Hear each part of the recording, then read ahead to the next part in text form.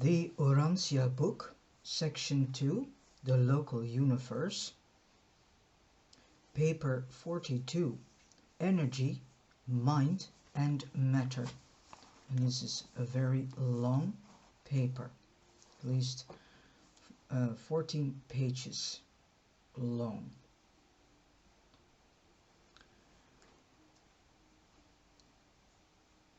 The foundation of the universe is material in the sense that energy is the basis of all existence, and pure energy is controlled by the universal Father.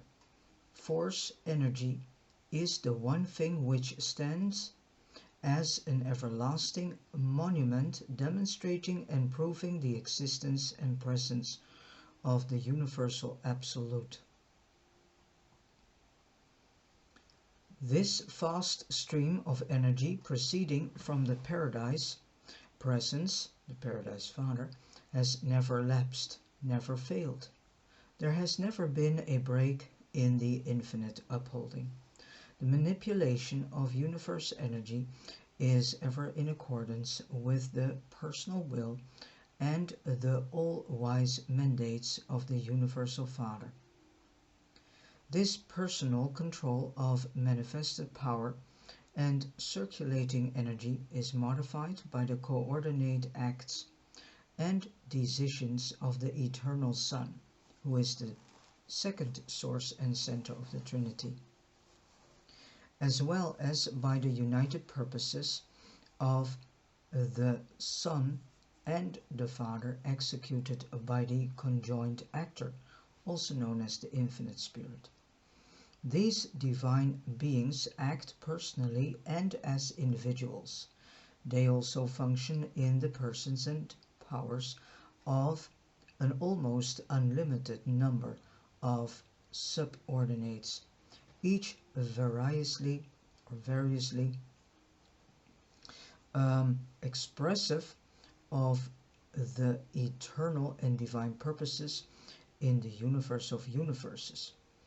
But these functional and provisional modifications or transmutations of divine power in no way lessen the truth of the statement that all force energy is under the ultimate control of a personal God, resident at the center of all things. 1. Paradise forces and energies. The foundation of the universe is material, but the essence of life is spirit. The Father of spirits is also the ancestor of universes. The eternal Father of the original Son is also the eternity source of the original pattern, the Isle of Paradise. An original Son is mentioned the eternal Son. Matter, energy, for they are but diverse manifestations of the same cosmic reality. As a universe phenomenon is inherent in the universal Father. In him all things consist.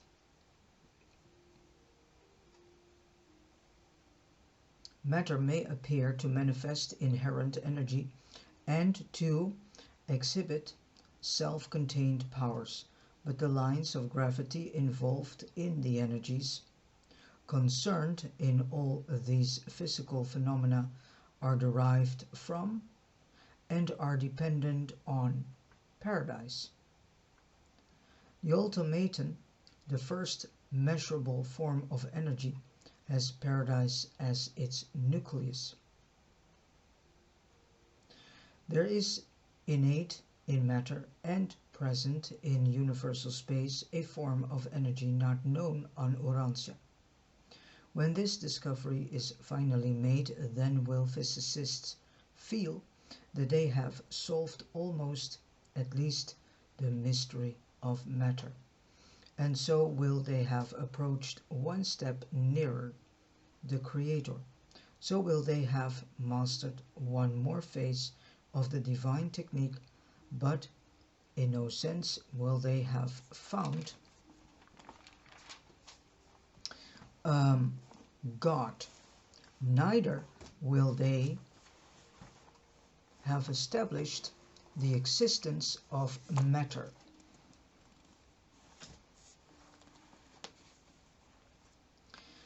Or the operation of natural laws apart from the cosmic technique of paradise and the motivating purpose of the Universal Father.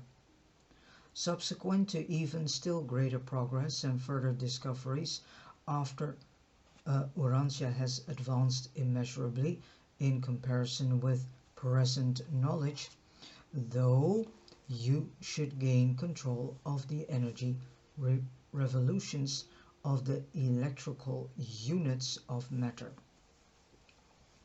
to the extent of modifying their physical manifestations even after all such possible progress. Forever will scientists be powerless to create one atom of matter or to originate one flash of energy, or ever to add to matter that which we call life. The creation of energy and the bestowal life are the prerogatives of the Universal Father and his associate creator personalities. The river of energy and life is a continuous outpouring from the deities, the universal and united stream of paradise force going forth to all space. This divine energy pervades all creation. The force organizers initiate those changes and institute those modifications of space force which eventuate in energy. The power directors transmute energy into matter, thus the material worlds are born. So this is interesting. How got this material world born? Well, it got born due to the fact that the power directors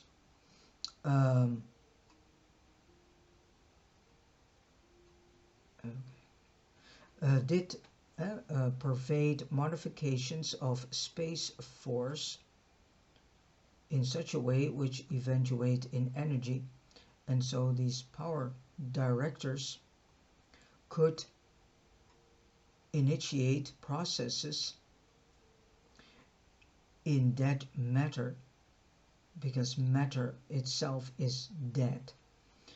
And by these specific processes that only the power directors can activate, matter comes to life. And through this, then a world comes to life, can be created. The Morontia power supervisors likewise perform throughout the transition realms between the material and the spiritual worlds. The higher spirit creators inaugurate similar processes in divine forms of energy, and there ensue the higher spirit forms of intelligent life. So here we get a background, actually, in-depth background of how life actually exists and how it came into existence. So this is a very important paper. Energy proceeds from paradise, fashioned after the divine order. Energy, pure energy, partakes of the nature of the divine organization. It is fashioned after the similitude of the three gods embraced in one. So the Trinity, the Paradise Father, the Eternal Son, and the Infinite Spirit, also known as the Conjoint Actor, as they function at the headquarters of the universe of universes. And all force is circuited in paradise, comes from the paradise presence and returns thereto, and is in essence a manifestation of the uncaused cause, the Universal Father.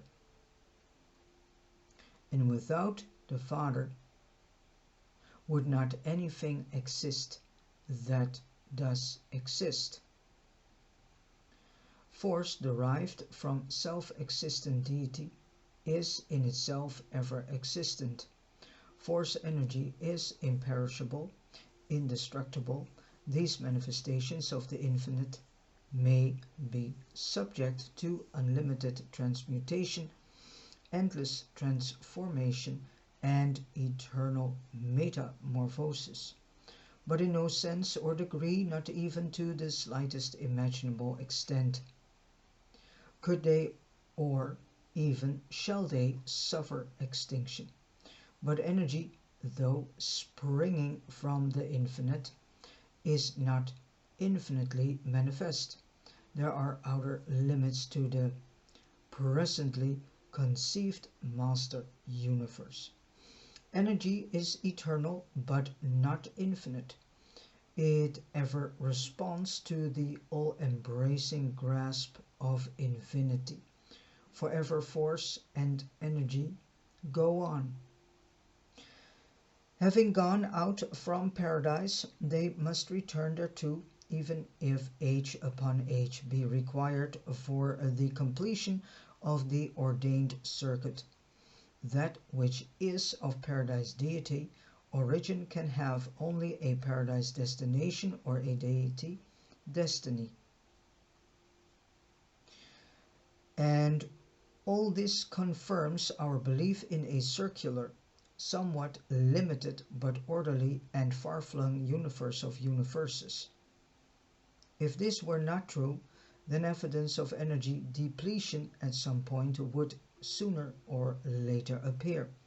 All laws, organizations, administration, and the testimony of the universe explorers, everything points to the existence of an infinite God, but as yet a finite universe, a circulatory of endless existence, well nigh limitless, but nevertheless finite in contrast with infinity.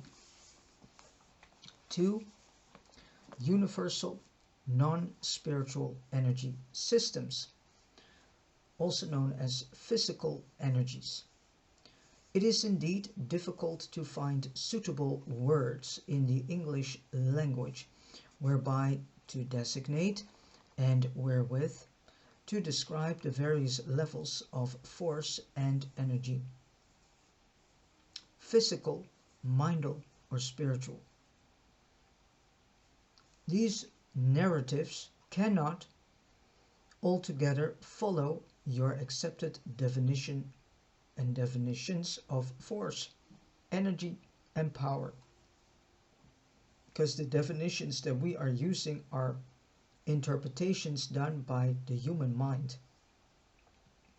and the human level of understanding that humans can understand these things. And humans have made their interpretations and have through this made their own definitions, but it doesn't say that these definitions are the same definitions as God understands the things.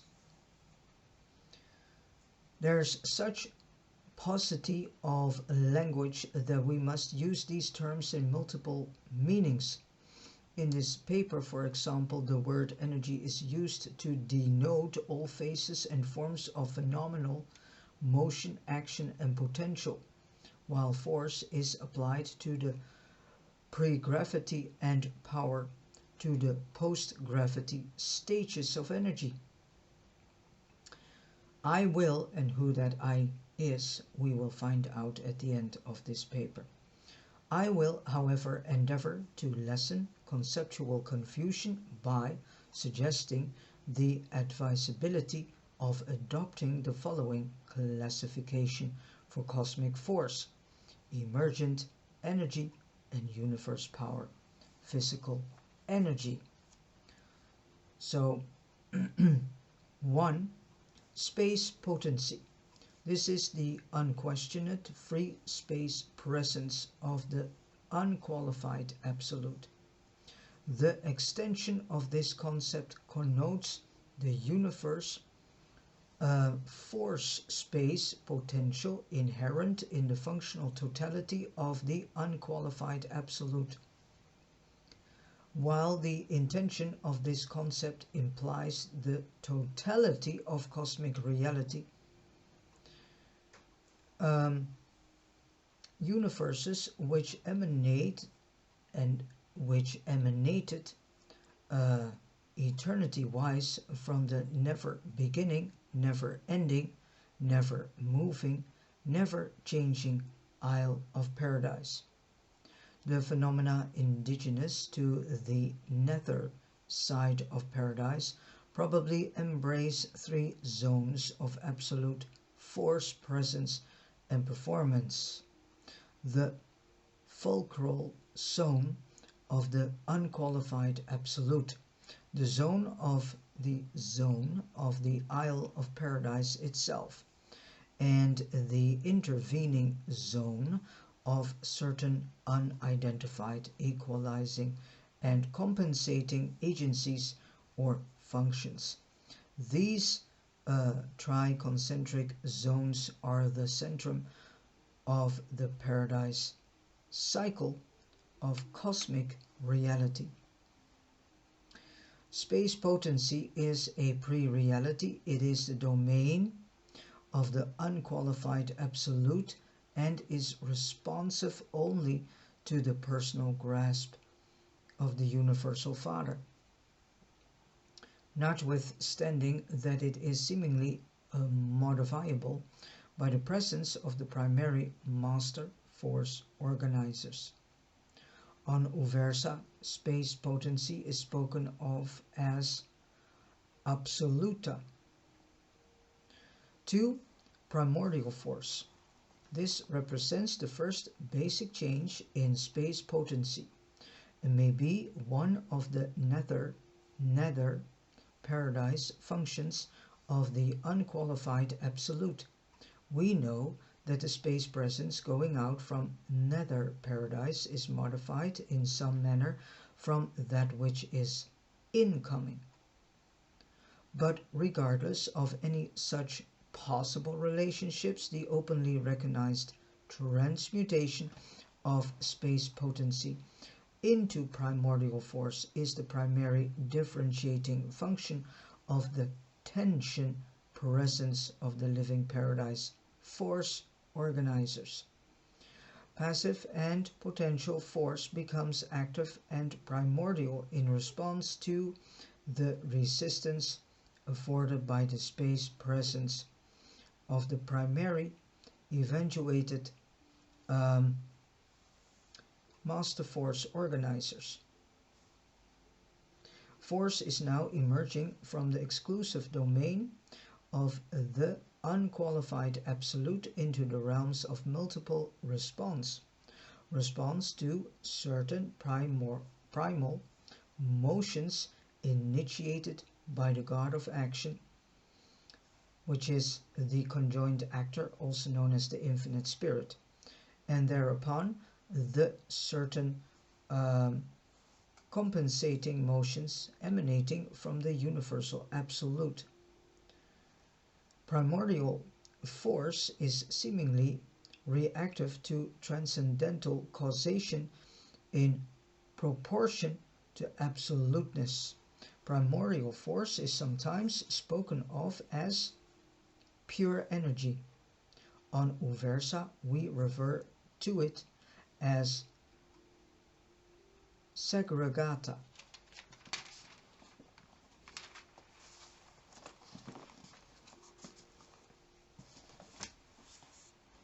3. Emergent energies.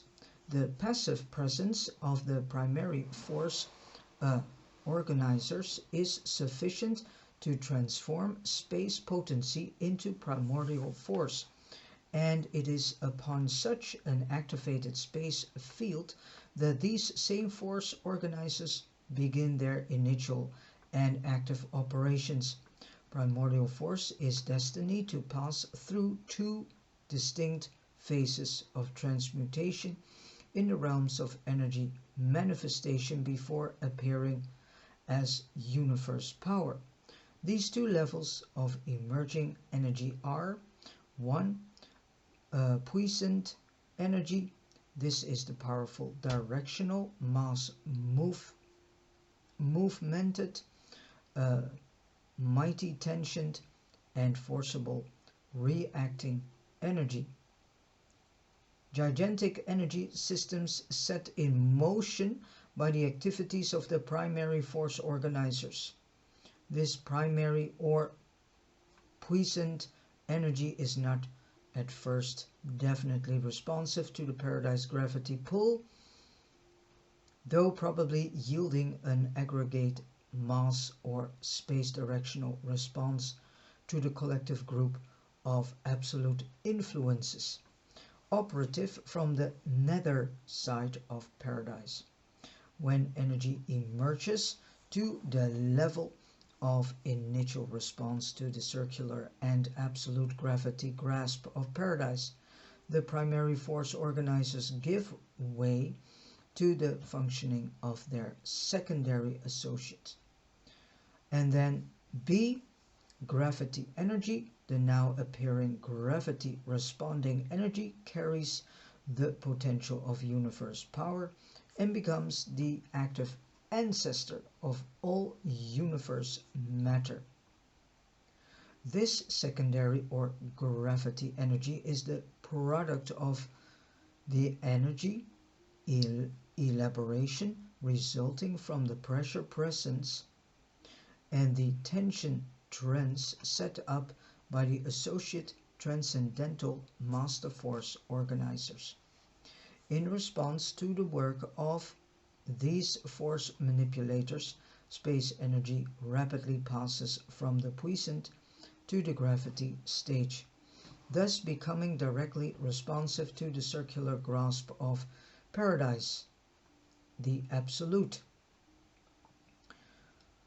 Gravity, while disclosing a certain potential for sensitivity to the linear gravity pull inherent in the soon appearing material mass of the electronic and the post-electronic stages of energy and matter.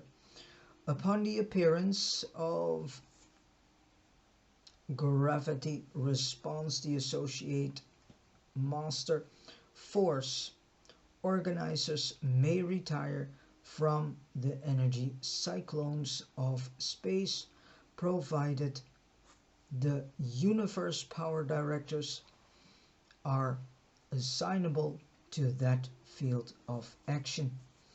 And then we are quite uncertain regarding the exact causes of the early stages of force evolution, but we recognize the intelligent action of the ultimate in both levels of emergent energy manifestation, puissant and gravity energies, when regarded collectively, are spoken of an uversa as ultimata.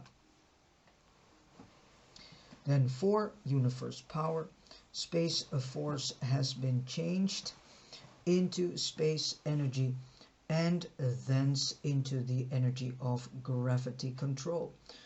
Thus has physical energy been ripened to that point where it can be directed into channels of power and made to serve the manifold purposes of the universe creators. This work is carried on by the versatile directors, centers, and controllers of physical energy in the grand universe. The organized and inhabited creations.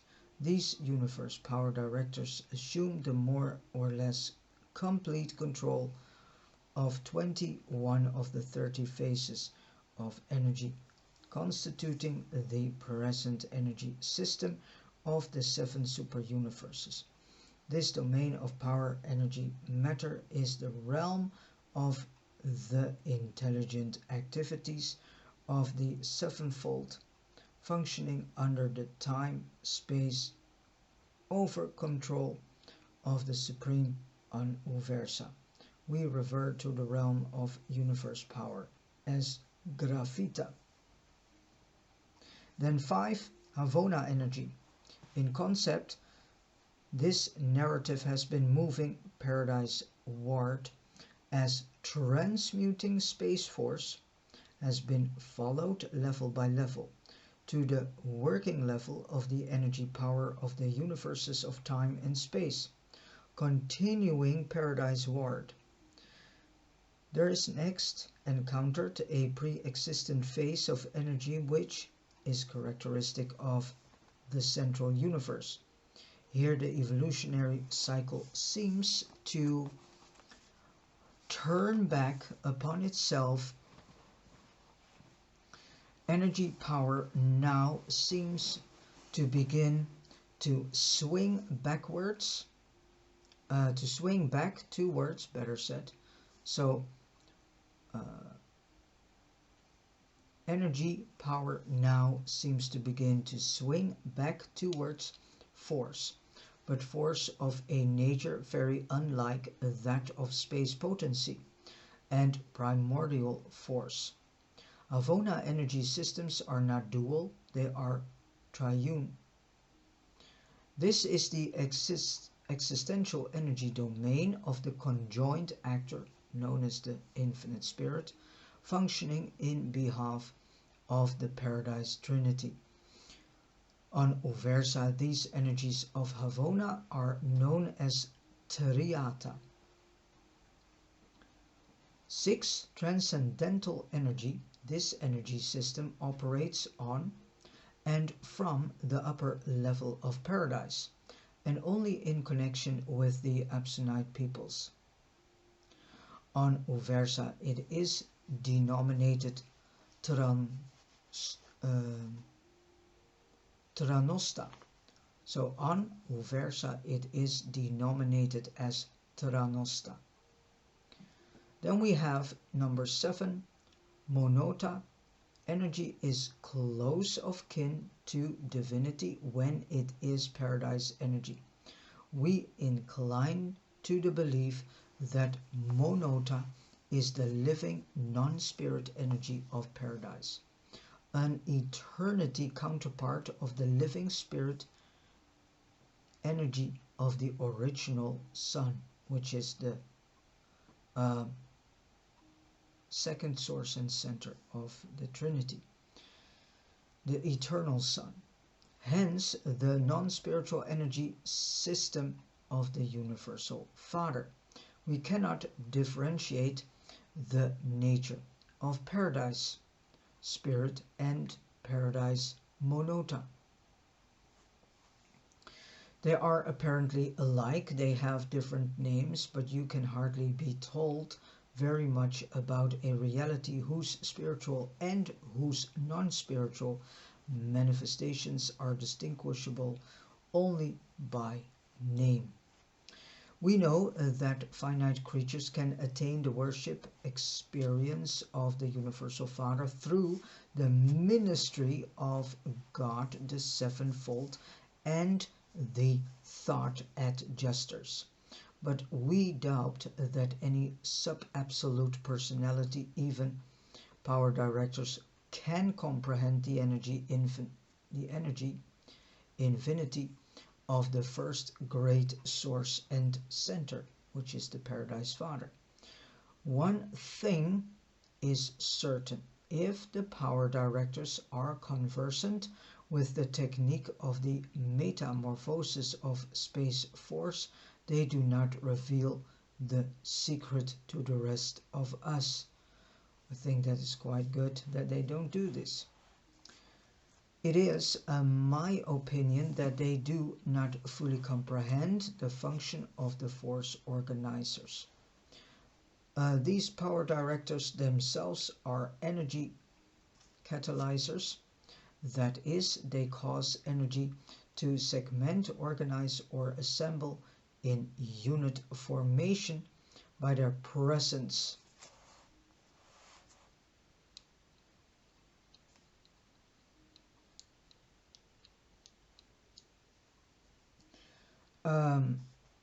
And all this implies that there must be something inherent in energy which causes it thus to function in the presence of these power entities. The Nebadon Melchizedeks long since denominated the phenomenon of the transmutation of cosmic force into universe power as one of the 7 infinities of divinity, and that is as far as you will advance on this point. During your local universe ascension, notwithstanding our inability fully to comprehend the origin, nature, and transmutations of cosmic force, we are fully conversant with all phases of emergent energy behavior from the times of its direct and unmistakable response to the action of the paradise gravity, about the time of the beginning of function of the super universe power directors. 3. Classification of matter. Matter in all universes excepting in the central universe is identical. Matter in its physical properties depends on the evolutionary rates of its component members, the number and size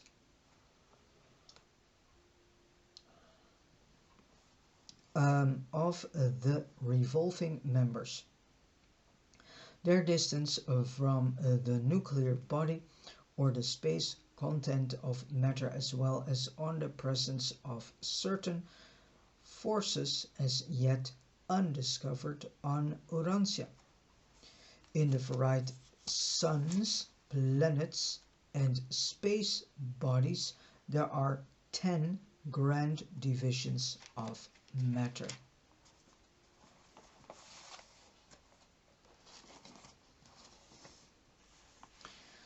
One is the ultimatonic matter, the prime physical units of material existence, the energy particles, which go to make up electrons.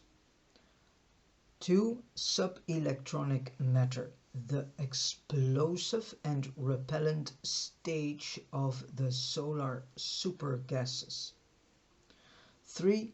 Electronic matter, the electrical stage of material differentiation, electrons, protons, and various other units entering into the varied constitution of the electronic groups.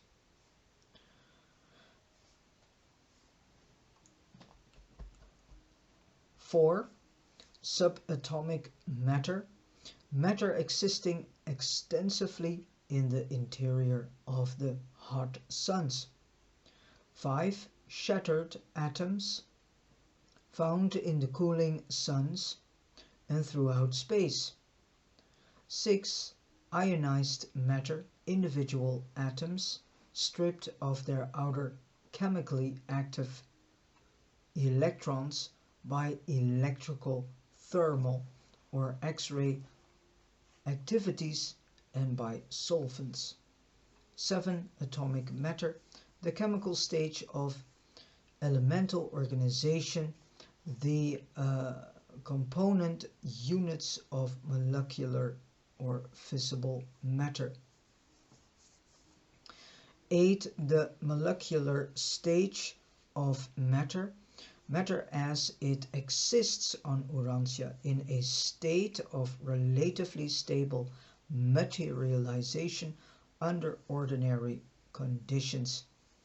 And 9. Radioactive matter, the disorganizing tendency and activity of the heavier elements under conditions of moderate heat and diminished gravity pressure. And then 10. Collapsed matter, the relatively stationary matter found in the interior of the cold or dead suns. This form of matter is not really stationary. There is still some ultimatonic, even electronic activity, but these units are in very close proximity and their rates of revolution are greatly diminished. The foregoing classification of matter pertains to its organization rather than to the forms of its appearance to created beings. Neither does it take into account the pre-emergent stages of energy, nor the eternal materialization or on paradise and in the central universe.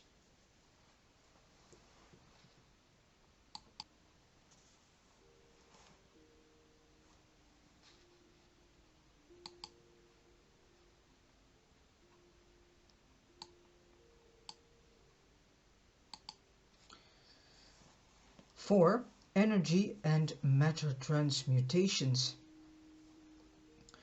Light, heat, electricity, magnetism, chemism, energy and matter are, in origin, nature and destiny, one and the same thing, together with other material realities as yet undiscovered on Urantia.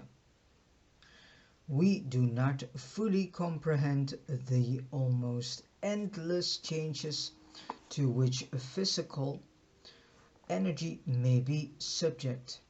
In one universe it appears as light, in another as light plus heat, in another as forms of energy unknown on Urantia. In untold millions of years it may reappear as some form of restless, surging electrical energy or magnetic power. And still later on it may again appear in subsequent universe as some form of variable matter, going through a series of metamorphosis of the realms.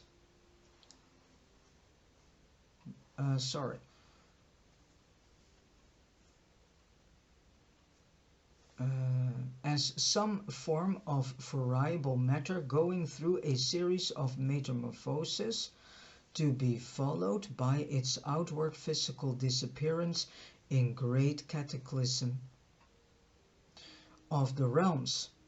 And then, after countless ages and almost endless wandering through numberless universes, again may this same energy re-emerge and many times change its form and potential.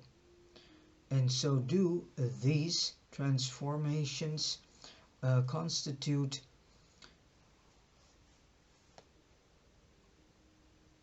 and continue through successive ages and throughout countless realms. Thus matter sweeps on, undergoing the transmutations of time, but swinging ever true to the circle of eternity, even if long prevented from returning to its source. It is ever responsive thereto, and it is ever proceeds in the path ordained by the infinite personality, who sent it forth. The power centers and their associates are much concerned in the work of transmuting the ultimatum into the circuits and revolutions of the electron. These unique beings control and compound power by their skillful manipulation of the basic units of materialized energy, the automatons. They are masters of energy as it circulates in this primitive state. In liaison with the physical controllers, they are able to effectively control and direct energy even after it has transmuted to the electrical level, the so-called electronic stage. But their range of action is to the electrical but their range of action is enormously curtailed when electronically organized energy swings into the whirls of the atomic systems. Upon such materialization, these energies fall under the complete grasp of the drawing power of linear gravity. Gravity acts positively on the power lanes and energy channels of the power centers and the physical controllers. But these beings have only a negative relation to gravity, the exercise of their anti-gravity endowments. Throughout all space, cold and other influences are at work creatively organizing automatons into electrons. Heat is the measurement of electronic activity, while cold merely signifies absence of heat. Comparative energy rests the status of the universal force charge of space, provided neither emergent energy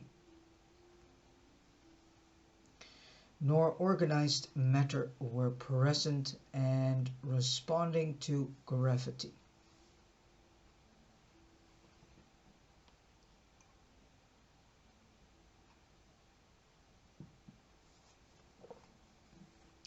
Gravity presence and action is what prevents the appearance of the theoretical absolute zero, for interstellar space does not have the temperature of absolute zero.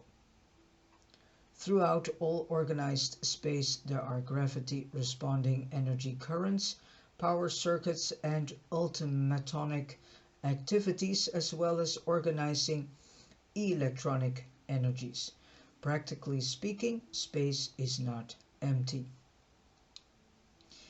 Even the atmosphere of Urantia thins out increasingly until at about 3,000 miles it begins to shade off into the average space matter in this section of the universe.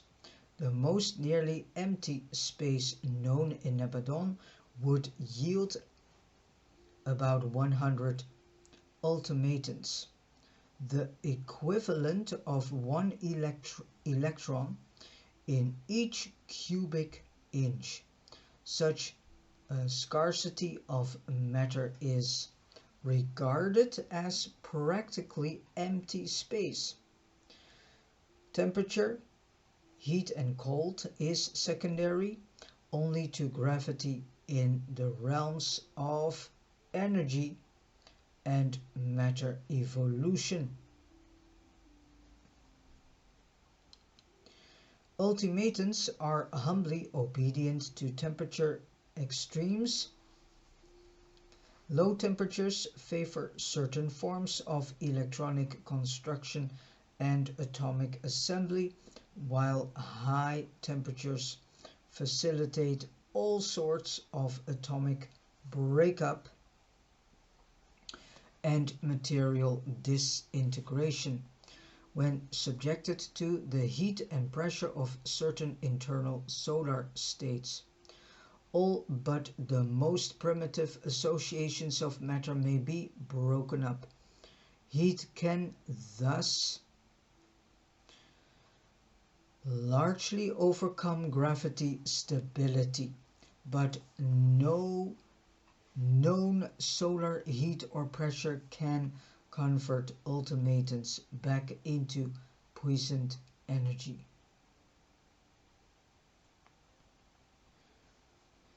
The blazing suns can transform matter into various forms of energy, but the dark worlds and all outer space can slow down electronic and ultimatonic activity to the point of converting these energies into the matter of the realms.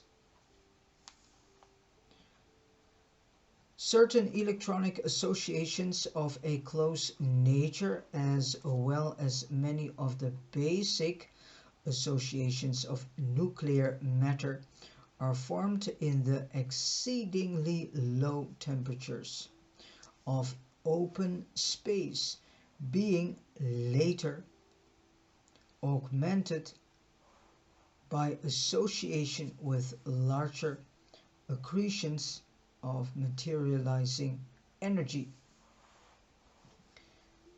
Throughout all of this never-ending metamorphosis of energy and matter, we must reckon with the influence of gravity pressure and with the anti-gravity behavior of the ultimatonic energies under certain conditions of temperature, velocity, and revolution. Temperature, energy, currents,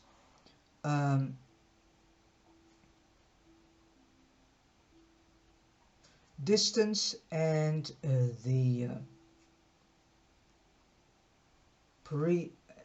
presence of the living force organizers and the power directors also have a bearing on all transmutation phenomena of energy and matter.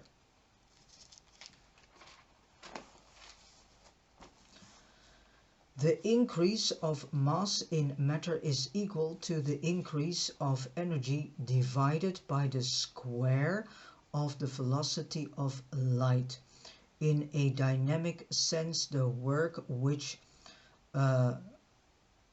resting matter can perform is equal to the energy expended in bringing its parts together from paradise minus the resistance of forces overcome in transit and the attraction exerted by the parts of matter on one another.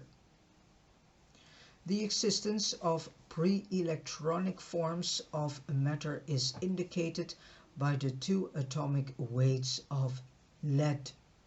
The lead of original formation weighs slightly more than that produced through uranium disintegration by way of radium emanations, and this difference in atomic weight represents the actual loss of energy in the atomic breakup. The relative integrity of matter is assured by the fact that energy can be absorbed or released only in those exact amounts which Urantia scientists have designated quanta.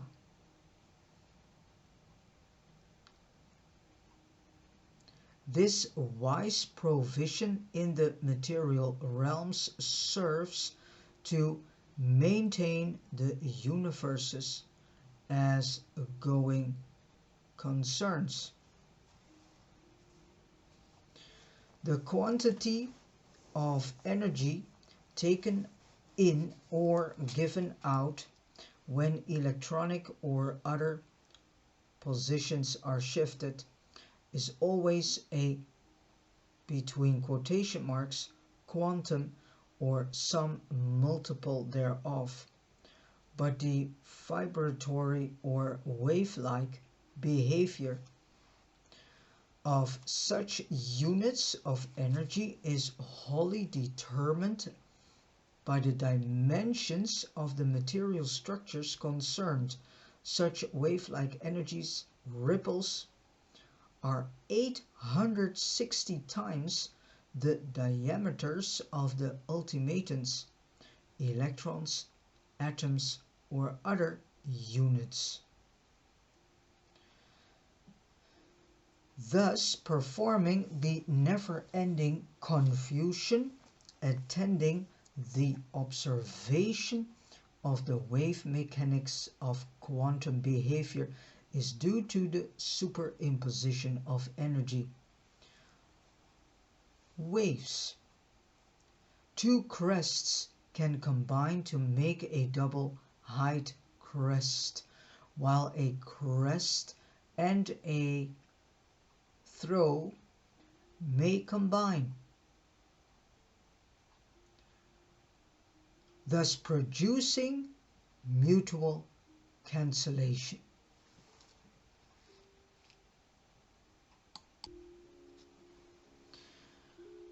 Wave energy manifestations, subchapter 5.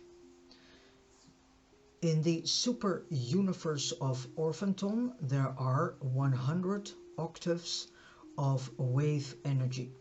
Of these 100 groups of energy manifestations, 64 are wholly or partially recognized on Urantia.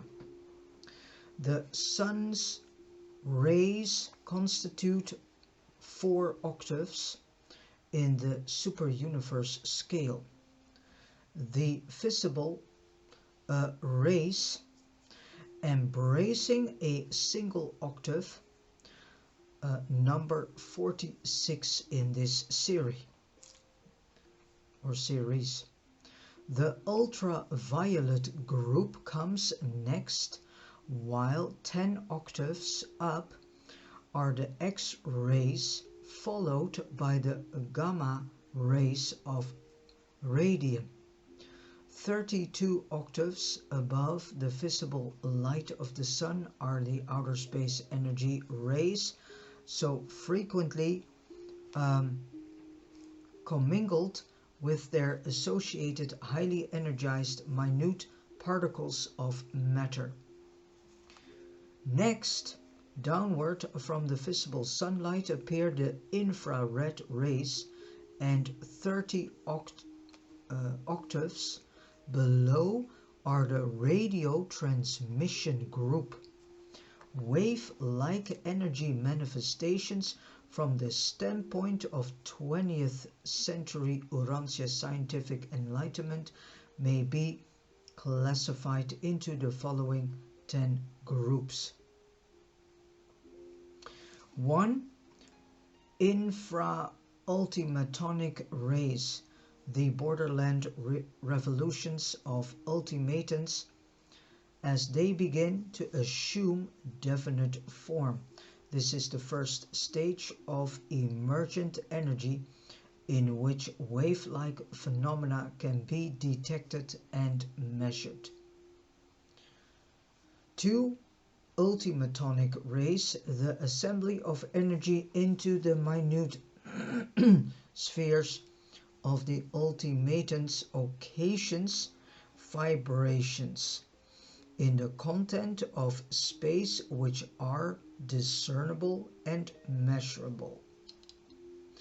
And long before physicists ever discover the ultimaton, they will undoubtedly detect the phenomena of these rays as they shower in upon Urantia. These short and powerful rays represents the initial activity of the ultimatons as they are slowed down to that point where they veer towards the electronic organization of matter. As the ultimatums aggregate into electrons, condensation occurs with a consequent storage of energy.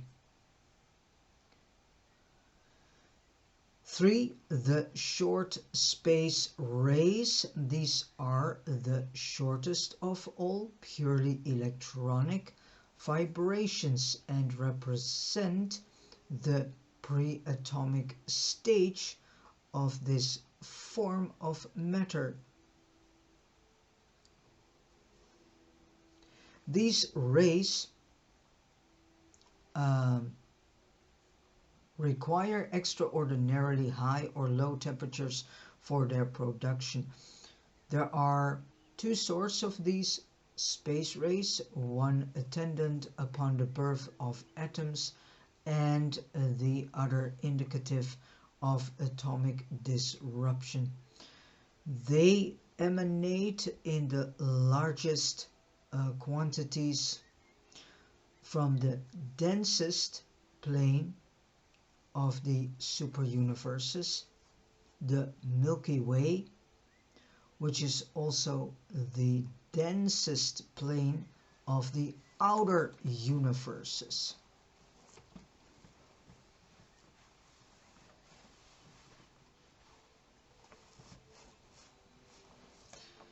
And then 4, the electronic stage. This stage of energy is the basis of all materialization in the 7 superuniverses. When electrons pass from higher to lower energy levels of orbital revolution, quanta are always given off. Orbital shifting of electrons results in the ejection or the absorption of very definite and uniform measurable particles of light energy, while the individual electron always gives up a particle of light energy. When subjected to collision, wave-like energy manifestations also attend upon the performances of the positive bodies and the other members of the electronic stage.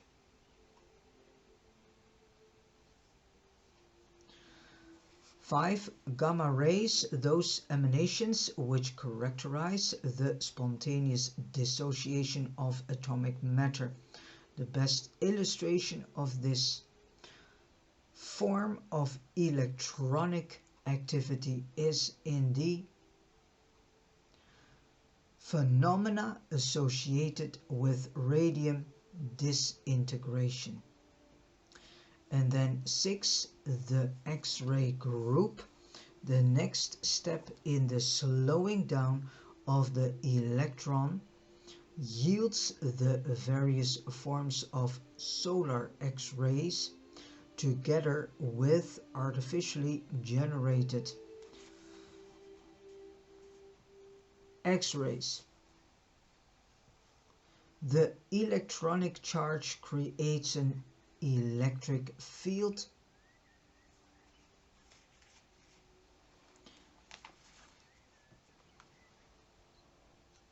movement.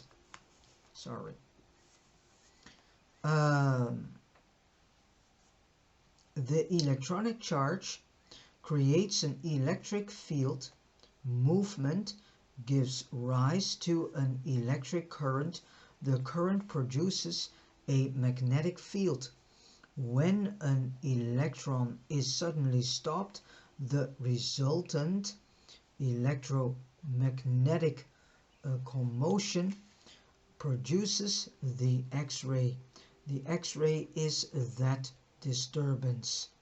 The solar X-rays are identical with those which are mechanically generated for the exploring the interior of the human body.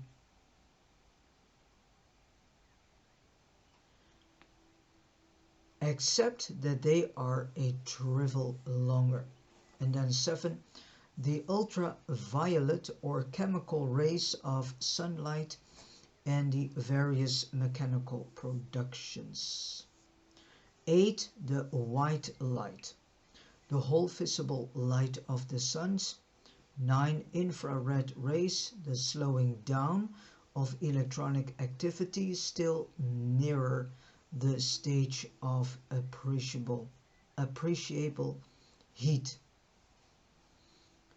And then 10, Hertzian waves, those energies utilized on Urantia for broadcasting.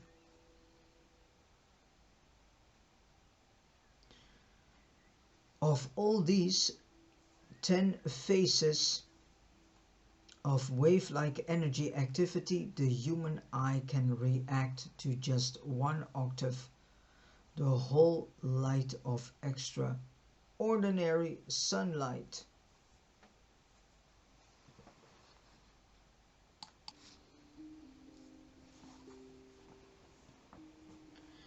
The so-called ether is merely a collective name to designate a group of force and energy activities occurring in space. Ultimatums, electrons, and other mass aggregations of energy are uniform particles of matter, and in their transit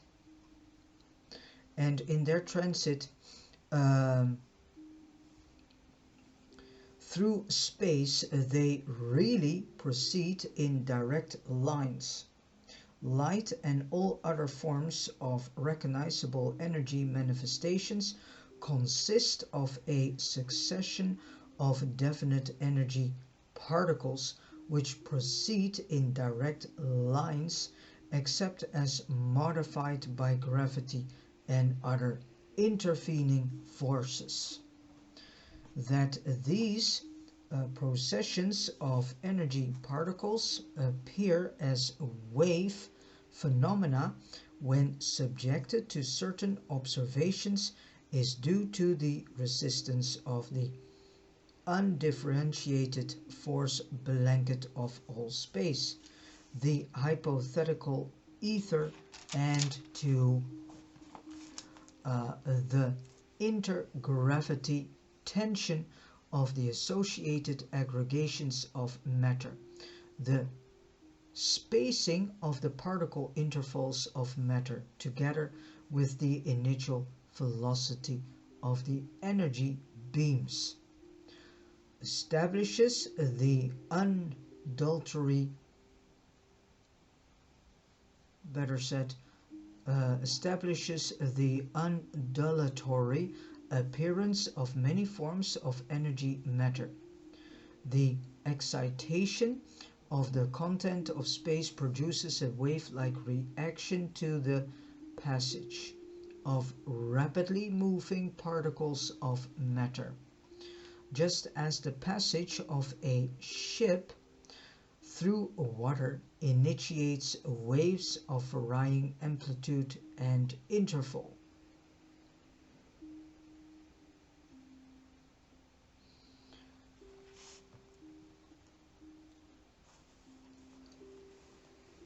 Primordial force behavior does give rise to phenomena which are in many ways analogous to your postulated ether.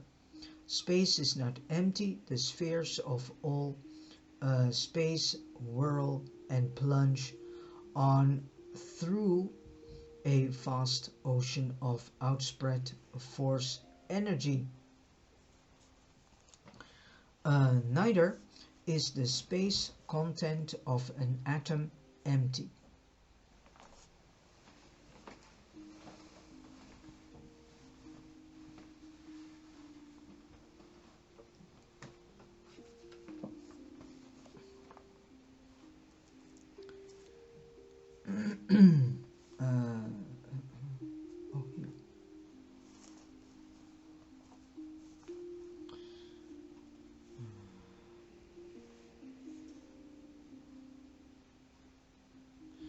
Nevertheless, there is no ether, and the very absence of this hypothetical ether enables the inhabited planet to escape falling into the sun and the encircling electron to resist falling into the nucleus.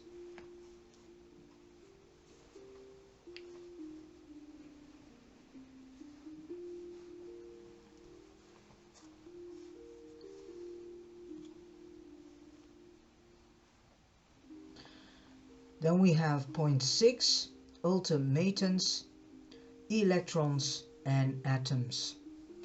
While the space charge of universal force is homogeneous and undifferentiated, the organization of evolved energy into matter entails the concentration of energy into direct masses of definite dimensions, established weight precise gravity reaction. Local or linear gravity becomes fully operative with the appearance of the local or linear gravity becomes fully operative with the appearance of the atomic organization of matter. Pre-atomic matter becomes slightly gravity responsive when activated by X-ray and other similar energies, but no measurable linear gravity pull is exerted on free, unattached and uncharged electronic energy particles or on unassociated ultimatums. So ultimatums function by mutual attraction, responding only to the circular paradise gravity pull without linear gravity response. They are thus held in the universal space drift. Ultimatums are capable of accelerating revolutionary velocity to the point of partial anti-gravity behavior, but they cannot independent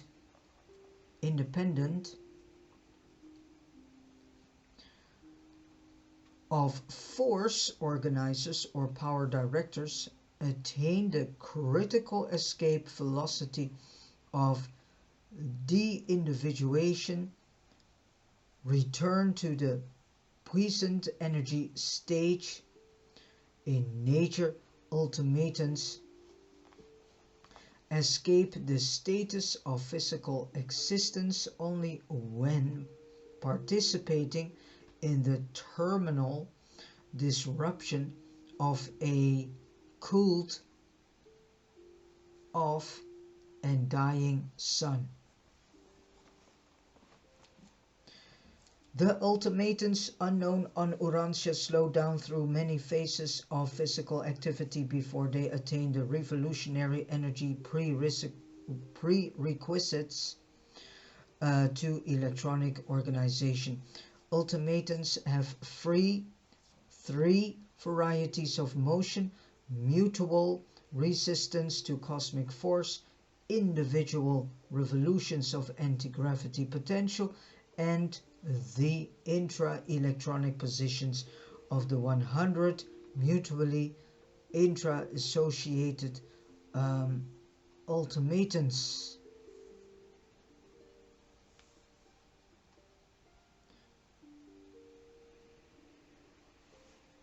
Of the electron and their ultimatums inter-associated. Mutual attraction holds 100 ultimatums together in the constitution of the electron, and there are never more nor less than 100 ultimatums in a typical electron. The loss of one or more ultimatums destroys destroys typical electronic identity, thus bringing into existence one of the 10 modified forms of the electron. Ultimatums do not describe orbits or whirl about in circuits within the electrons, but they do spread or cluster in accordance with their actual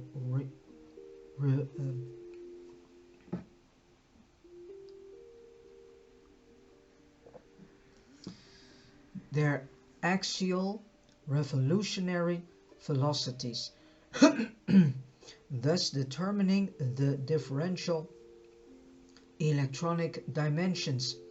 This same ultimatonic velocity of axial revolution also determines the negative or positive reactions of the several steps of electronic units. The entire segregation and grouping of electronic matter, together with the electric differentiation of negative and positive bodies of energy matter.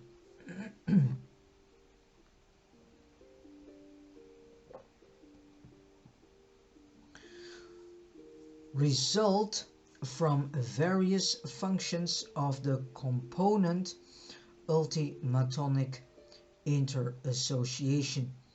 Each atom is a truffle over 1/100, millionth of an inch in diameter.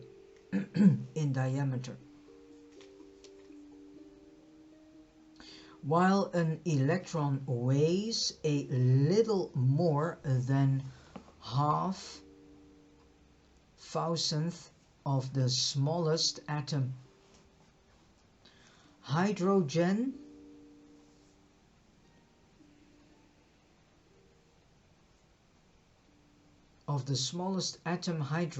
that's how the sentence so. While an electron weighs a little more than 1/1000th of the smallest atom, hydrogen, the positive proton characteristic of the atom or the atomic nucleus, while it may be no larger than a negative electron. My brain is overworking, and that is why I'm quite slow at the moment, because my brain hardly can cope this information.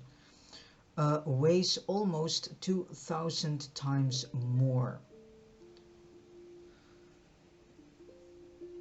So the positive proton characteristic of the atomic nucleus, while it may be no larger than a negative electron, weighs almost 2000 times more. If the mass of matter should be magnified until that of an electron equaled 1/10 of an ounce, then were size to be proportionately magnified, the volume of such an electron would become as large as that of the Earth. If the volume of a proton 1800 times as heavy as an electron should be magnified to the size of the head of a pin, then the comparison, a pin's head would attain a diameter equal to that of the Earth's orbit around the Sun.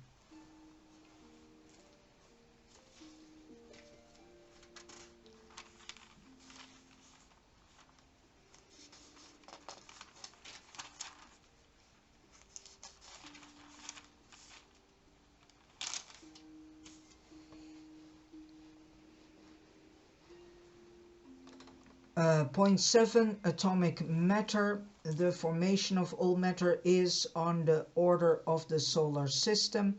There is at the center of every minute universe of energy a relatively stable, comparatively stationary nuclear portion of material existence. Surrounding this energy center there whirl in endless profusion but in fluctuating circuits the energy units, which are faintly comparable to the planets encircling the sun of some starry group like your own solar system.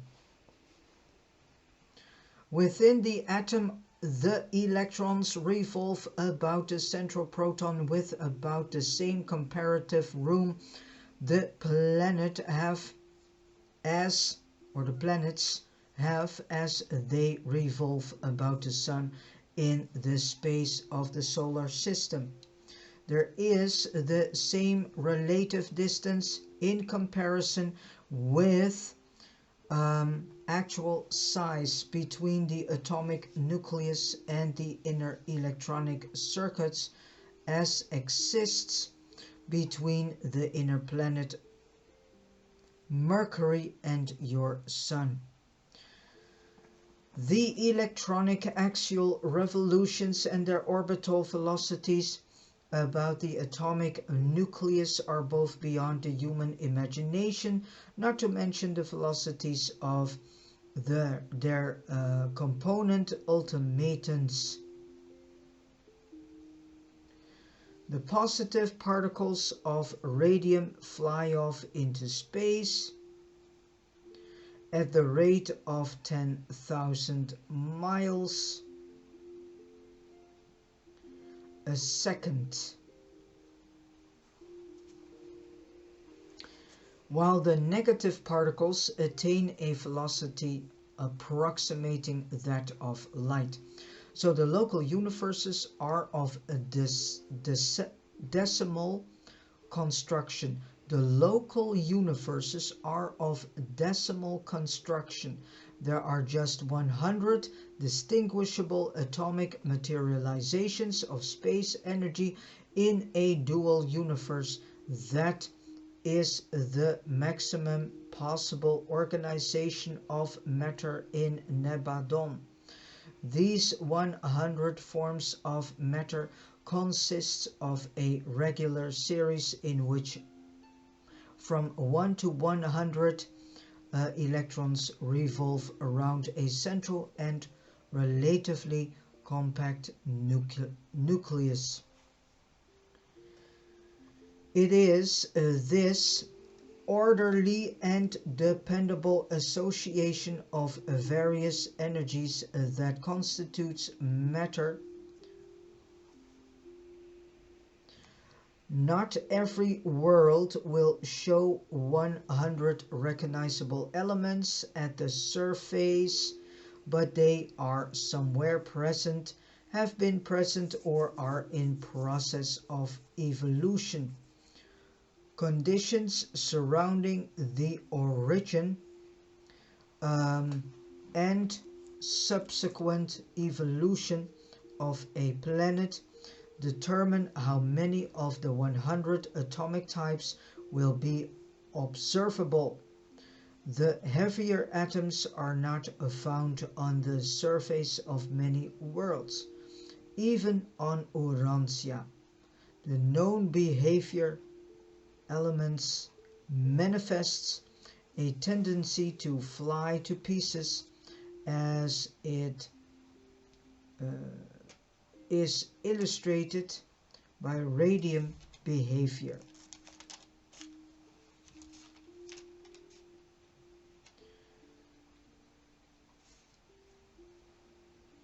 Stability of the atom depends on the number of electrically and inactive neutrons in the central body.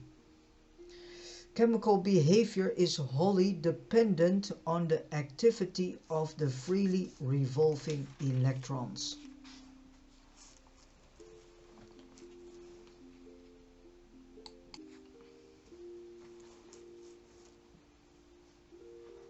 In orphanton, it has never been possible naturally to assemble over 100 orbital electrons in one atomic system.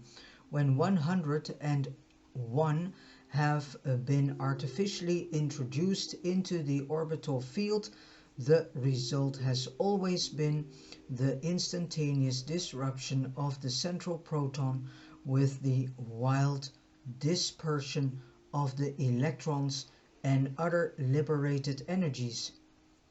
While atoms may contain from 1 to 100 orbital electronic While atoms may contain from 1 to 100 orbital electrons, only the outer 10 electrons of the larger atoms revolve about the central nucleus as distinct and discrete bodies, intactly and compactly swinging around on precise and definite orbits. The 30 electrons nearest the center are difficult of observation or detection as separate and organized bodies. This same comparative, regardless of the number of electrons embraced. Oh, I missed a sentence here. This same comparative ratio of electronic behavior in relation to nuclear proximity obtains in all atoms regardless of the number of electrons embraced. The nearer the nucleus, the less there is of electronic individuality. The wave-like energy extension of an electron may so spread out as to occupy the whole of the lesser atomic orbits. Especially is this true of the electrons nearest the atomic nucleus. The point is that the text is grayish black instead of full black, and the paper is very thin. The 30 innermost orbital electrons have individuality, but their energy systems tend to intermingle, extending from electron to electron and well nigh from orbit to orbit. The next 30 electrons constitute the second family or energy zone and are of advancing individuality, bodies of matter exerting a more complete control over their attendant energy systems. The next 30 electrons, the third energy zone, are still more individualized and circulate in more distinct and definite orbits. The last 10 electrons present in only the 10 heaviest elements are possessed of the dignity of independence and are therefore able to escape more or less freely from the control of the mother nucleus.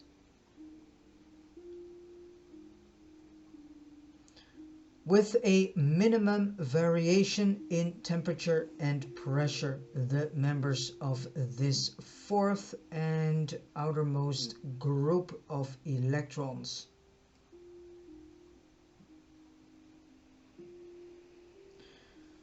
will escape from the grasp of the central nucleus, as is illustrated by the spontaneous disruption of uranium and kindred elements.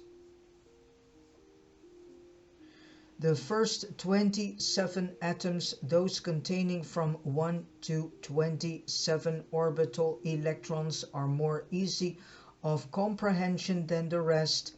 From 28 upward, we encounter more and more of the unpredictability of the supposed presence of the unqualified absolute. But some of this electronic unpredictability is due to differential ultimatonic actual revolutionary velocities, and to the unexplained huddling proclivity of ultimatums. Other influences, physical, electrical, magnetic, and gravitational, also operate to produce variability.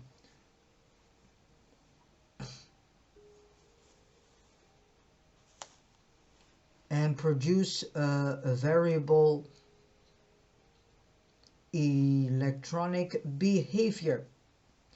Atoms therefore are similar to persons as to predictability.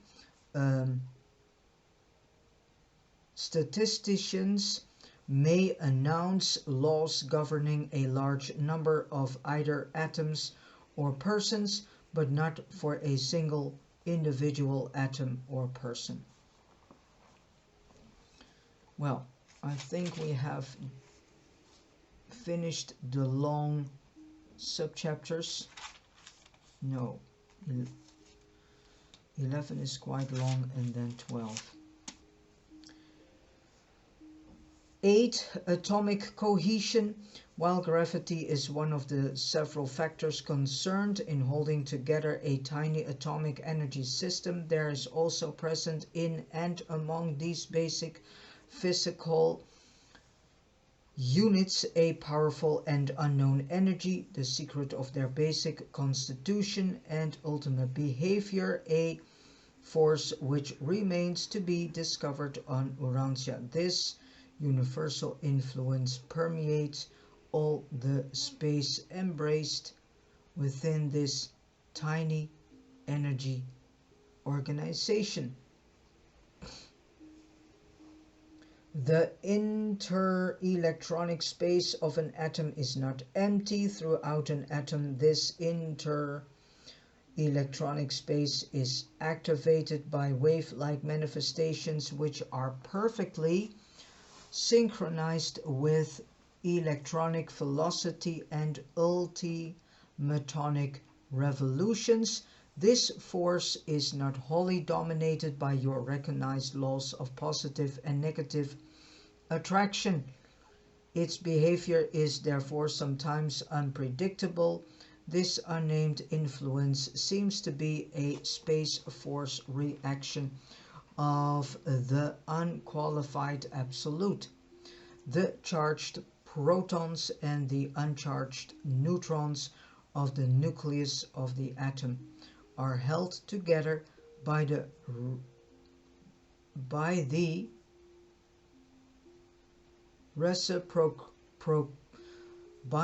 reciprocating function of the mesotron, a particle of matter 180 times as heavy as the electron. Without this arrangement, the electric charge carried by the protons would be disruptive of the atomic nucleus. As atoms are constituted, neither electric nor gravitational forces could hold the nucleus together. The integrity of the nucleus is maintained by the reciprocal cohering function of the mesotron, which is able to hold charged and uncharged particles together because of superior force mass power, and by the further functioning of causing protons and neutrons constantly to change places. The mesotron causes the electric charge of the nuclear particles to be incessantly tossed back and forth between protons and neutrons. At 1 infinitesimal part of a second, a given nuclear particle is charged or is a charged proton, and the next an uncharged neutron. And these alternations of energy status are so unbelievably rapid that the electric charge is deprived of all opportunity to function as a disruptive influence. Thus does the mesotron function as an energy carrier particle, which mightily contributes to the nuclear stability of the atom. The presence and function of the mesotron also explains another atomic riddle.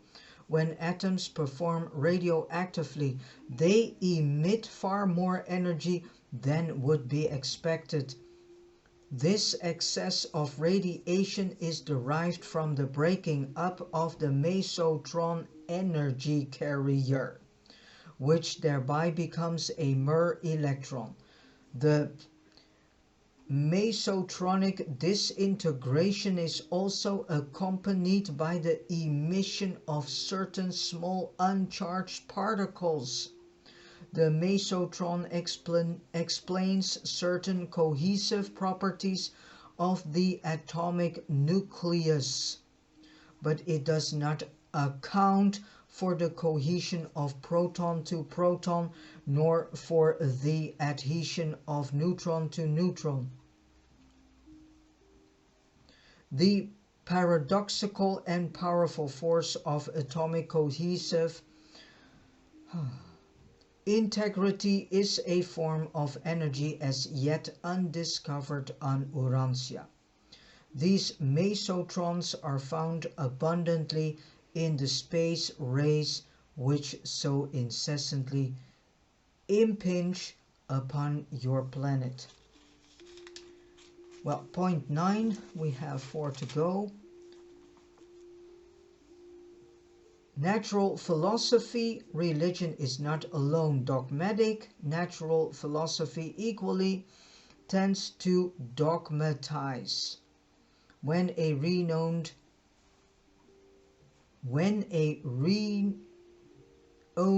religious teacher reasoned that the number 7 was fundamental to nature because there are 7 openings in the human head. If he had known more of chemistry, he might have advocated such a belief founded on a true phenomenon of the physical world. There is in all the physical universes of time and space, notwithstanding the universal manifestation of the decimal constitution of energy, the ever-present reminder of the reality of the sevenfold electronic organization of pre-matter.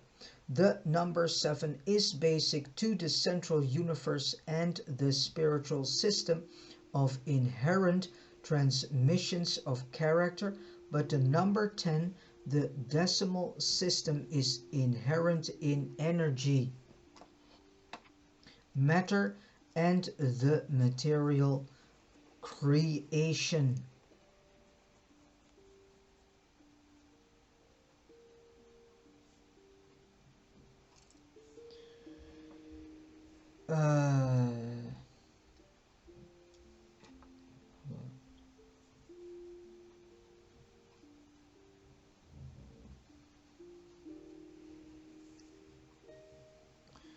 Nevertheless, the atomic world does display a certain periodic characterization which recurs in groups of 7, a birthmark carried by this material world, indicative of its far distant spiritual origin. This sevenfold persistence of creative constitution is exhibited in the chemical domains as a recurrence of similar physical and chemical properties in segregated periods of 7, when the basic elements are arranged in the order of their atomic weights. When the Urantia chemical elements are thus arranged in a row, any given quality or property tends to recur by sevens. This periodic change by sevens recurs diminishingly and with variations throughout the entire chemical table, being most markedly observable in the earlier or lighter atomic groupings. Starting from any one element after nothing some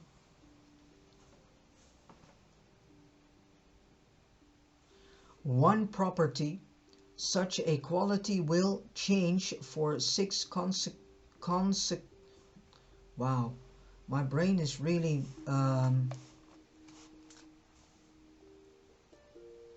off the charts here. Such a quality will change for 6 consecutive elements, but on reaching the 8th, it tends to reappear. That is, the 8th chemically active element resembles the 1st, the 9th, the 2nd, and so on. Such a fact of the physical world unmistakably points to the sevenfold constitution of ancestral energy and is indicative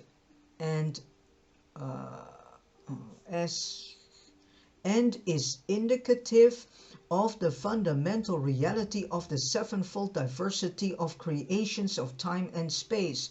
Man should also note that there are 7 colors in the natural spectrum, but not all the suppositions of natural philosophy are valid. For example, the hypothetical ether, which represents an ingenious attempt of man to unify his ignorance of space phenomena. The philosophy of the universe cannot be predicated on the observations of so-called science. If such a metamorphosis could not be seen, a scientist would be inclined to deny the possibility of developing a butterfly out of a caterpillar. Physical stability associated with biologic elasticity is present in nature only because of the well-nigh infinite wisdom possessed by the master architects of creation. Nothing less than transcendental wisdom could ever design units of matter which are at the same time so stable and so efficiently flexible. And then number 10, universal non-spiritual energy systems, material mind systems. This is all related to material mind systems.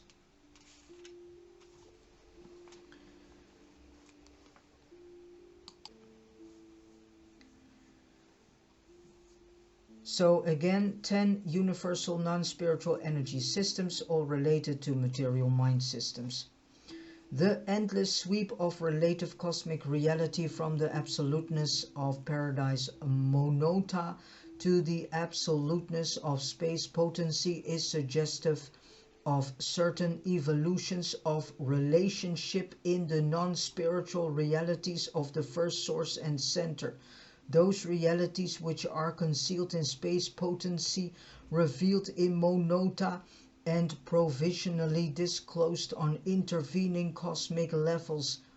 This eternal cycle of energy being circuited in the Father of universes is absolute, and being absolute is expansile in neither fact nor value.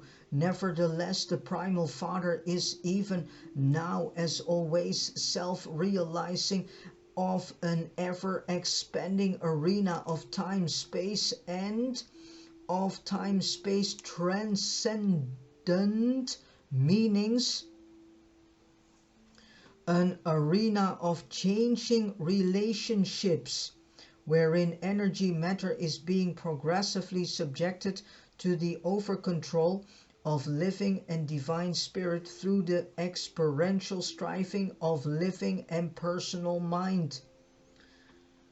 The universal non-spiritual energies are reassociated in the living systems of non-creator minds on various levels, certain of which many be depicted as follows. Oh my gosh. 1. Pre-adjutant spirit minds. This level of mind is non-experiencing and on the inhabited worlds is ministered by the master physical controllers.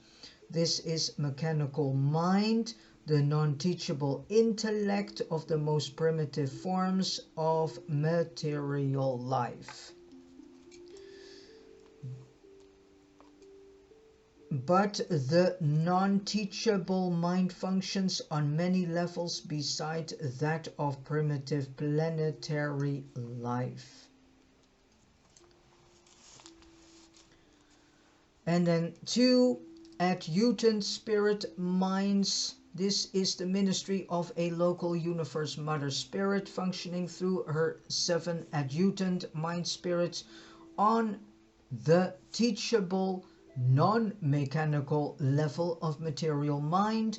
On this level, material mind is experiencing as subhuman between brackets animal intellect in the first 5 adjutants, as human between brackets moral intellect in the 7 adjutants, as superhuman between brackets midwayer intellect in the last 2 adjutants. And then 3. Evolving Morontia minds, the expanding consciousness of evolving personalities in the local universe ascending careers. This is the bestowal of the local universe mother spirit in liaison with the creator sun. This mind level connotes the organization of the Morontia type of life vehicle, a synthesis of the material and the spiritual, which is affected by the Morontia power supervisors of a local universe. Morontia mind functions differentially in response to the 570 levels of Morontia life. So this is all the levels that we have to go through. So that takes several thousands of years. Disclosing increasing associative capacity with the cosmic mind on the higher levels of attainment. This is the evolutionary course of mortal creatures, but mind of a non-Morontia order is also bestowed by a universe sun and a universe spirit upon the non-Morontia children of the local creations. Well, then we have the cosmic mind. This is the sevenfold diversified mind of time and space, one phase of which is ministered by each of the seven master spirits to one of the seven super universes. The cosmic mind encompasses all finite mind levels and coordinates experientially with the evolutionary deity levels of the supreme mind and transcendentally with the existential levels of absolute mind.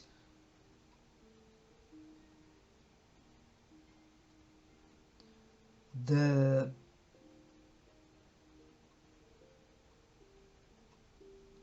direct circuits of the conjoint actor, also known as the infinite spirit. On Paradise, mind is absolute; in Havona, absonite; in Orphanton, finite. Mind always connotes the presence, activity of living ministry plus varied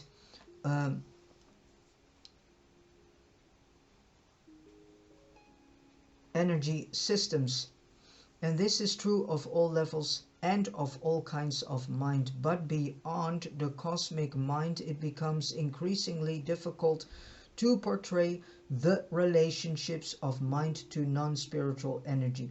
Avoda mind is sub-absolute but super evolutionary. Being existential, experiential, it is nearer the absonite than any other concept revealed to you. Paradise mind is beyond human understanding. It is existential, non-spatial, and non-temporal. Nevertheless, all of these levels of mind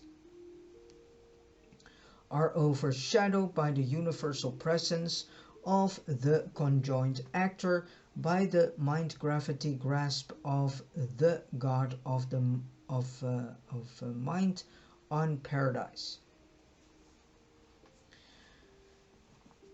And then point 11, universe mechanisms.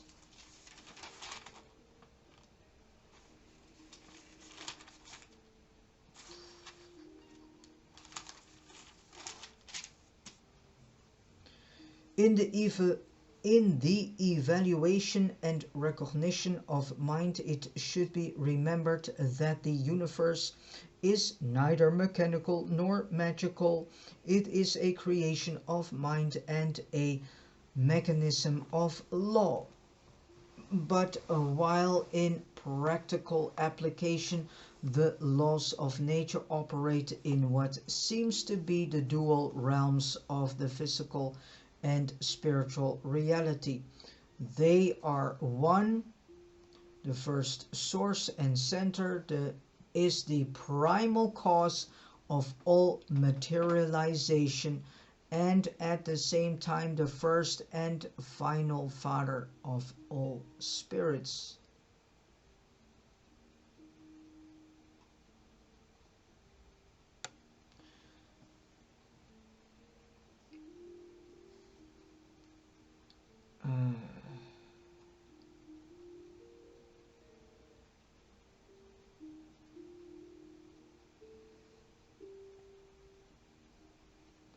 The Paradise Father appears personally in the extra Havona universes only as pure energy and pure spirit, as the thought adjusters and other similar fragmentations. Mechanisms do not absolutely dominate the total creation. Two universe of universes in toto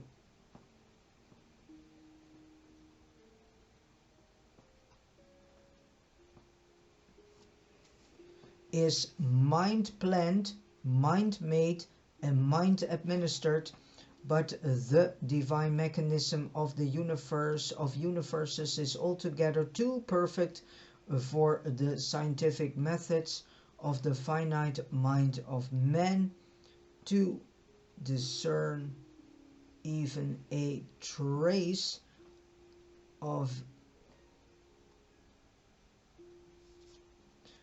the dominance of the infinite mind. For this creating, controlling and upholding mind is neither material mind nor creature mind. It is spirit mind functioning on and from creator levels of divine reality. The ability to discern and discover mind in universe mechanisms depends entirely on the ability, scope and capacity of the investigating mind engaged in such a task of observation. Time-space minds organized out of the energies of time and space are subject to the mechanisms of time and space.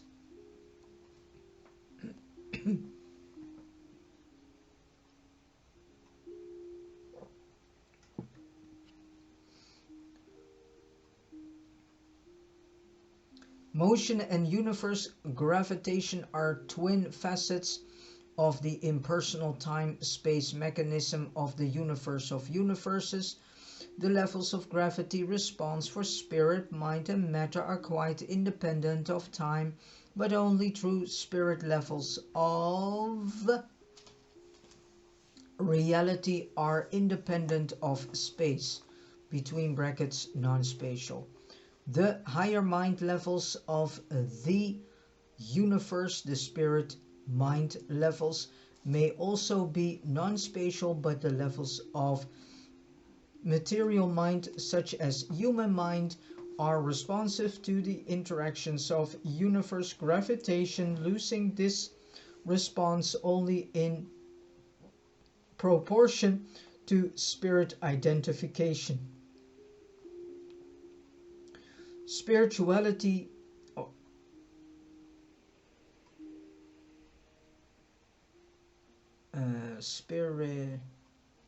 spirit reality levels, that's the word, are recognized by their spirit content, and spirituality in time and space is measured inversely to the linear gravity response.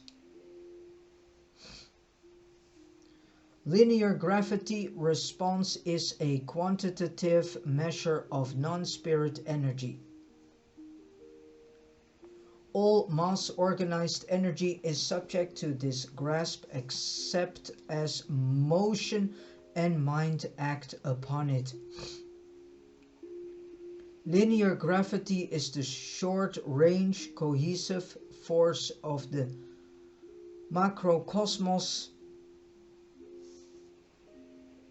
somewhat as the forces of intra-atomic cohesion are the short-range forces of the microcosmos.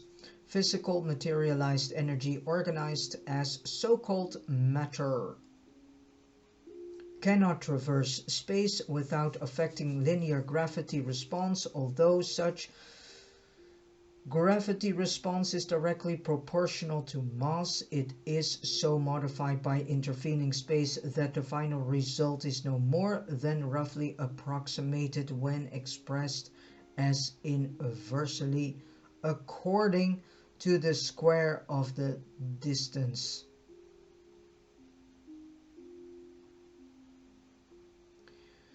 Space eventually conquers linear gravitation because of the presence therein of the anti-gravity influences of numerous supermaterial forces which operate to neutralize gravity action and all responses thereto.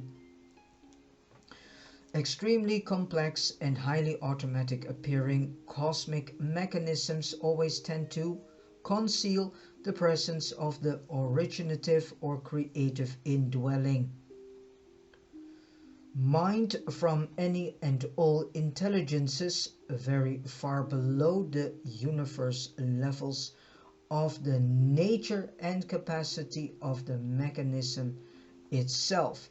Therefore, it is inevitable that the higher universe mechanisms must appear to be mindless to the lower orders of creatures. The only possible exception to such a conclusion would be the implication of mindedness in the amazing phenomenon of an apparently self-maintaining universe, but that is a matter of philosophy rather than one of actual experience. So since mind coordinates the universe, fixity of mechanisms is non-existent. The phenomenon of progressive evolution associated with cosmic self-maintenance is universal.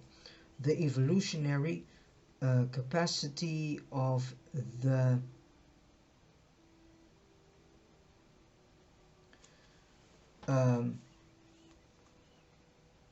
I lost track here.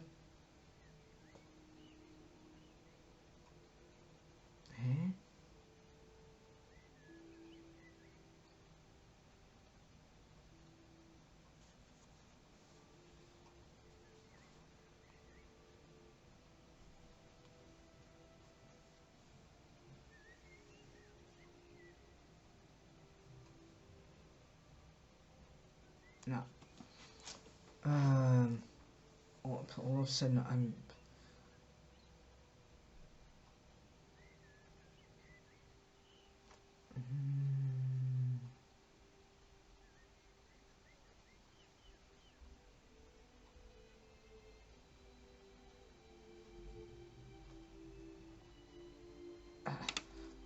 I completely lost track.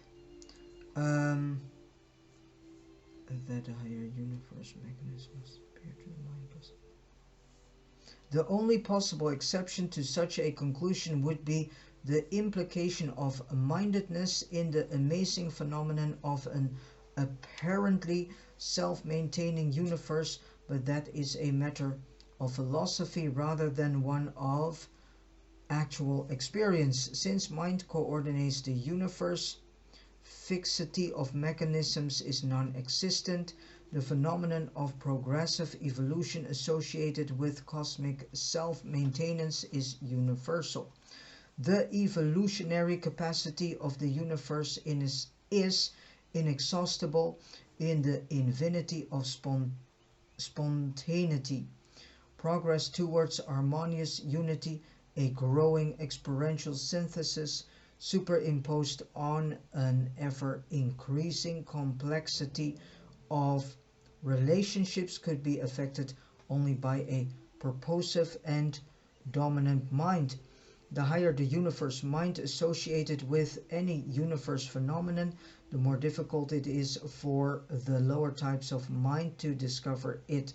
And since the mind of the universe mechanism is creative spirit mind, even the mindedness of the infinite, it can never be discovered or discerned by the lower level minds of the universe, much less by the lowest mind of all, the human. The evolving animal mind, while naturally God-seeking, is not alone and of itself inherently God-knowing. And then we go to the last subchapter, number 12 of this extremely long paper 42, all about energy, mind and matter. And I advise you, if you are really interested in this, to search on the Urantia book online. Go to the urantiafoundation.org, and then you can find this chapter also, and to read it yourself, or buy yourselves a copy of the Urantia book and reread it yourselves then in your own pace. 12. Pattern and form, mind dominance. The evolution of mechanisms implies and indicates the concealed presence and dominance of creative mind, the ability of the mortal intellect to conceive, design and create automatic mechanisms demonstrates the superior creative and purposive qualities of man's mind as the dominant influence on the planet. Mind always reaches out towards 1. Creation of material mechanisms, 2. Discovery of hidden mysteries, 3. Exploration of remote situations, and 4. Formulation of mental systems, 5. Attainment of wisdom goals, and 6. Achievement of spirit levels, and 7. Accomplishment of divine destinies, supreme, ultimate, and absolute. Mind is always creative. The mind endowment of an individual, animal, mortal, Morontian, spirit ascender, or finality attainer is always competent to produce a suitable and serviceable body for the living creature identity, but the presence phenomenon of a personality or the pattern of an identity as such is not a manifestation of energy, either physical, mental, or spiritual. The personality form is the pattern aspect of a living being. It connotes the arrangement of energies, and this plus life and motion is the mechanism of creature existence. So creature existence is all based on the arrangement of energies plus life and motion. Even spirit beings have form, and these spirit forms, patterns, are real. Even the highest type of spirit personalities have forms, personality, presence, in every sense analogous to Urantia mortal bodies.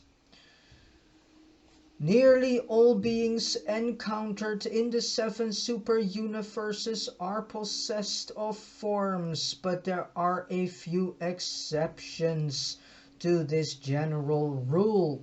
Thought adjusters appear to be without form until after fusion with the surviving souls of their mortal associates. Solitary messengers, inspired Trinity spirits, personal aids of the infinite spirit, gravity messengers, transcendental recorders, and certain others are also without discoverable form. But these are typical of the exceptional few. The great majority have bona fide personality forms, forms which are individually characteristic and which are recognizable and personally distinguishable. The liaison of the cosmic mind and the ministry of the adjutant mind spirits evolve a suitable physical tabernacle for the evolving human being. Likewise, does the Morontia mind individualize the Morontia form for all mortal survivors. As the mortal body is personal and characteristic for every human being, so will the Morontia form be highly individual and adequately characteristic of the creative mind which dominates it. No two Morontia forms are any more alike than any two human bodies. The Morontia power supervisors, sponsor, and the attending seraphim provide the undifferentiated Morontia material wherewith the Morontia life can begin to work. And after the Morontia life it will be found that spirit forms are equally diverse, personal, and characteristics of their respective spirit mind indwellers. On a material world, you think of a body as having a spirit, but we regard the spirit as having a body. The material eyes are truly the windows of the spirit-born soul. The spirit is the architect, the mind is the builder, the body is the material building. Physical, spiritual, and mindal energies as such and in their pure states do not fully interact as actuals of the phenomenal universes. On Paradise, the three energies are co-ordinate, in Havona, co-ordinated. While in the universe, levels of finite activities there must be encountered all ranges of material, mindal, and spiritual dominance. In non-personal situations of time and space, physical energy seems to predominate, but it also appears that the more nearly spirit-mind function approaches divinity of purpose and supremacy of action, the more nearly does the spirit phase become dominant, that on the ultimate level spirit mind may become all but completely dominant. On the absolute level, spirit certainly is dominant, and from there on out through the realms of time and space, wherever a divine spirit reality is present, whenever a real spirit mind is functioning, there always tends to be produced a material or physical counterpart of that spirit reality. The spirit is the creative reality. The physical counterpart is the time-space reflection of the spirit reality.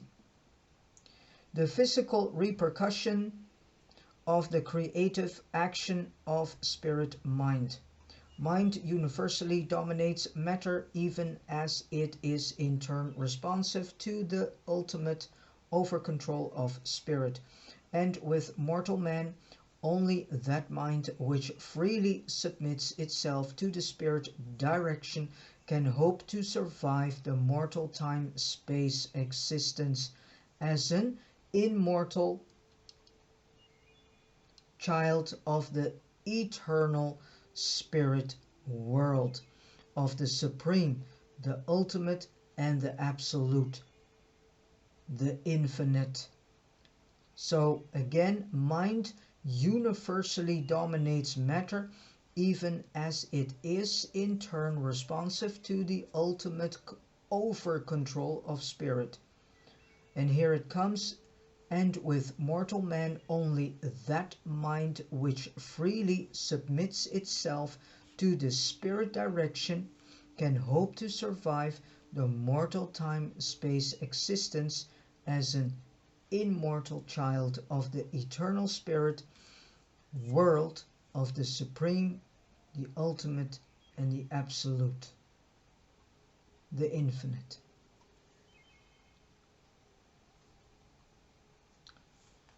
So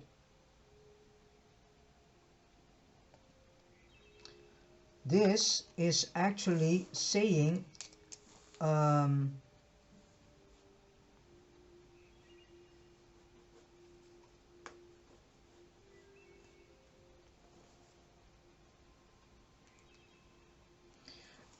to the spirit direction, to submit ourselves to the spirit direction. This means that we have to submit ourselves to the thought adjusters in us.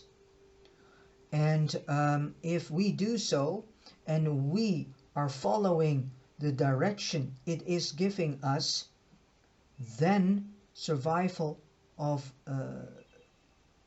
then we can survive the mortal time space existence as an immortal child of the eternal spirit world, of the supreme, the ultimate and the absolute, or the infinite. So this is of importance to realize, that we need to submit to the thought adjuster in ourself, which is the God the Father fragment in us. So it means by doing His will and following the path of His will, we can survive the mortal time space existence.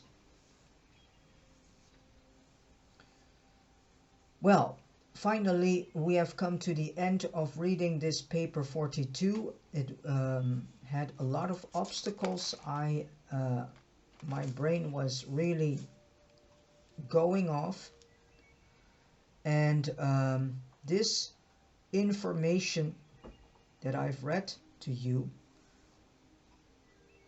is being presented to us by a mighty messenger on duty in Nebadon, and by the request of Gabriel. And mighty messengers are actually those who know what it is to be a mortal. They have also experienced mortal life and have experienced themselves what a mortal is. And this is one of the phases we can reach. We can become a mighty messenger ourselves too. So quite a paper. I need to go through this again, hear it myself again. And what I said earlier, please buy yourselves a copy of the Urantia book yourself and start reading it in your own pace. And I also highly recommend you to go to a study group, which you can find when you go to the website of urantiafoundation.org, and then just type in the search bar study group, and you come to the page that gives you all the study groups in America and in Europe.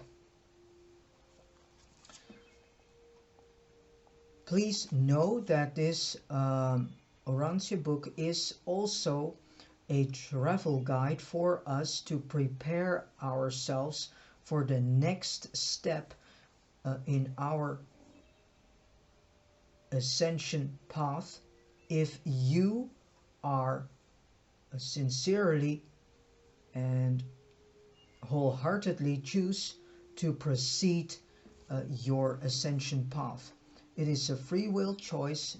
It's not that we are in a better said, it's not that we are enforced to do this. We have been given free will, and if we do not choose to go along, then we just live life in a way as humanity thinks that life has to be lived, and then eventually, yeah, you die. The thought adjuster will be directed back to Divinington. All the things that are in there stored, that is good information, will go to the Supreme Being, and then you cease to exist. So it is a complete free will choice if you want to proceed with your ascension journey. You are now in this world experiencing what it is to live a mortal life, to what it is to know what a mortal being is. Yeah, so you experience yourselves as a mortal being, and this is also your first world where you have set your first step on your path of ascension. And again, it is a free will choice. If you do not want to go further, that is fine. God gave us free will. All right, thank you so much for listening to this audio video. My well-meant apologies for sometimes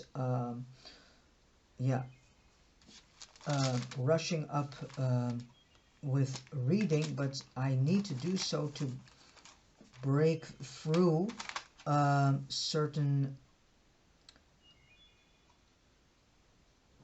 distractions also going on in my mind. So